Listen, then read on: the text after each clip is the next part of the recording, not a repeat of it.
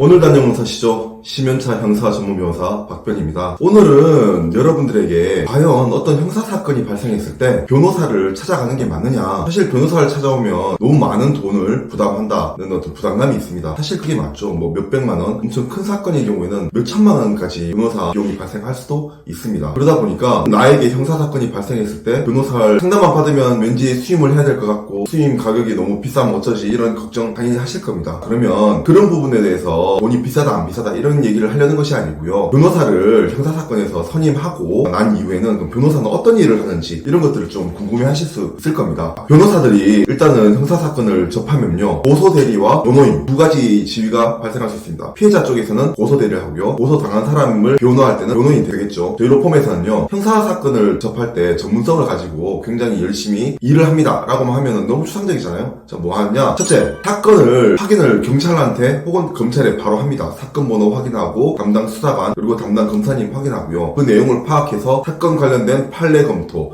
변호사 회의 그리고 의뢰인이 주신 그 자료들을 꼼꼼하게 다 확인해서 의뢰인이 준 자료 중에 오류가 없는지 혹은 날짜 계산이나 이런 것들이 수치가 틀리는지 이런 것들을 꼼꼼하게 다 해서 해당 자료로 우리가 피해자면 고소대리를 하는데 그 맞는 고소장 내용을 작성한다거나 거기에 맞는 증거 자료를 확보하고 변호인인 경우에는 수사기관에서 혐의를 두고 조사하는 내용에 대해서 반박할 수 있는 자료들이 객관적으로 확보되어 있는지 확인할 수 있는지 그리고 의뢰인이 하는 말을 객관적으로 확인할 수 있는 자료 있는지를 자료들을 통해서 계속 모으고 법리 검토를 같이 들어갑니다. 그렇게 법리 검토를 하고 나서는 뭘 할까요? 변호인이면 당연히 수사기관에 선임계를 먼저 내고 수사기관에 의견서를 제출합니다. 자, 의견서를 제출하면 그걸로 끝이냐? 아니죠. 의견서를 때로는 가지고 수사기관에 방문해서 만나가지고 경찰분들한테 이런 점에서는 이게 사실관계가 다르고 이런 증거가 있고요. 이렇게 하면서 설명을 다 해줍니다. 그러면 단순히 서류만 냈을 때와 직접 경찰서를 방문해서 설명을 했을 때와는 그 이해도가 굉장히 다를 수밖에 없겠죠. 또 검찰 사건으로 넘어간 사건이 있습니다. 그러면 일부 변호사들은 검사실에 방문해서 검사를 만나서 사건 설명을 하는 것에 대해서 굉장히 부담감을 많이 느끼기도 하는데 저로 보면 그렇지는 않습니다. 검사님한테 정식으로 전화를 걸어서 검사실에 몇 월 며칠 날 방문 가능한 일정을 문의하고 서로 방문 약속을 잡습니다. 그러면 검찰청에 방문해서 정식으로 등록된 내용을 확인하고 검사실로 올라가서 검사님하고 책상을 마주하고 사건의 개요라든가 핵심 쟁점이 되는 부분에서 설명을 드리기도 하고요. 또 때로는 선처가 필요한 경우에는 선처에 필요한 어떤 양형 자료들을 제출하면서 이런 사정들에 대해서 직접 설명을 합니다. 대면으로 설명을 주고받는 경우에는 뭐가 중요하냐면 검사님이 생각하는 어떤 사건에 대한 포인트 아니면 의심을 갖고 있는 부분들 핵심 사안들에 대해서 일정 부분 말이 오가면서 파악이 빨리 될 수도 있습니다. 그럴 때 우리가 그에 대한 호명 자료를 만들어서 빨리 제출을 하고 대응할 수 있는 부분이 생기는 거고요. 또 경찰을 조사를 받거나 혹은 검찰 조사를 받을 때는 그렇게 사전에 준비된 자료를 가지고 함께 검사실에 혹은 경찰서에 방문해서 변호인 조력을 해줍니다. 자, 변호인 조력을 할 때는 당연히 조사받기 전에 조사 절차에 대해서 그 전날이나 전전날쯤에 오시라고 해서 로펌에서 조사 절차를 설명하고